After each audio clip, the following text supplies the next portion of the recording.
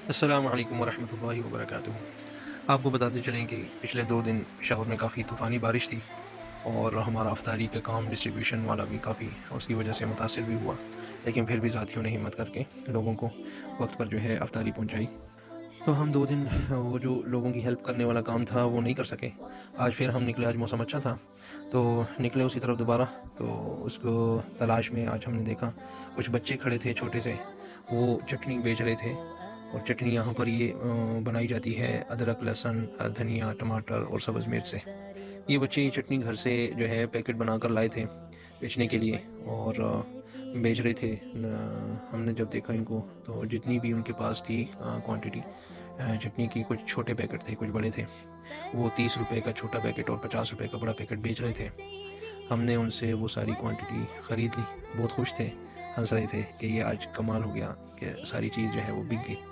وہ بیچاروں کو حساب کرنے بھی نہیں آ رہا تھا کہ ٹوٹل پیسے جو ہیں وہ کتنے بنتے ہیں۔ بہرحال کیلکولیشن کرنے کے بعد ان کو وہ ساری ادائیگی کی، اور جب ہم نے سوچا کہ یہ اب دیا کس کو جائے، یہ چٹنی کس کو دی جائے کہ اس کے بھی کام ہو جائے، تو ہم رستے میں آ رہے دیکھا تو 2 خواتین بیٹھی تھیں جو کہ بھیک مانگ رہی تھیں۔ کچھ انہوں نے چارٹ پکڑا ہوا تھا، اس پہ کچھ تحریر تھا، کچھ گھر کے کرائے وغیرہ کا اور اس طرح کا ذکر تھا۔ بہرحال ایسے پروفیشنل جو بھیک مانگنے والے ہیں لگ تو ایسے ہی رہے تھے، لیکن ہم نے اس چیز کو نظر انداز کر کے پھر بھی کوشش کی کہ ان کو کہا جائے۔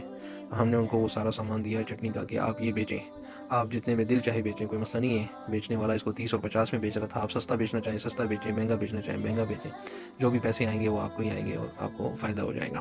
تو آپ جو ہے اس چیز کو بیچ کر کوشش کریں، ہو گیا تو آپ یہ نصیب۔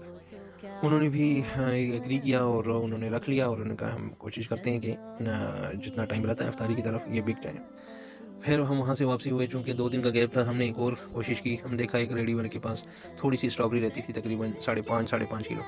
تو ہم نے اس کو ساری اس سے خرید کے اور اس کے چھوٹے چھوٹے پاؤ پاؤ کے پیکٹ بنا لیے، اور وہ ساری پھر ہم نے اس سے خرید کے اسی طرح سے تقسیم کیا، جیسے اس دن ہم نے وہ کچالو چاٹ تقسیم کیا تھا ان لوگوں کے لیے جن کی دیہڑی وغیرہ نہیں لگی اور مزدوری کے لیے نکلے تھے، اور رستے میں انتظار میں تھے کہ کہیں سے کوئی افطاری مل جائے۔ باقی سب بہن بھائی دعاؤں میں یاد رکھیں، فلسطین کے بہن بھائیوں کو دعاؤں میں خصوصی یاد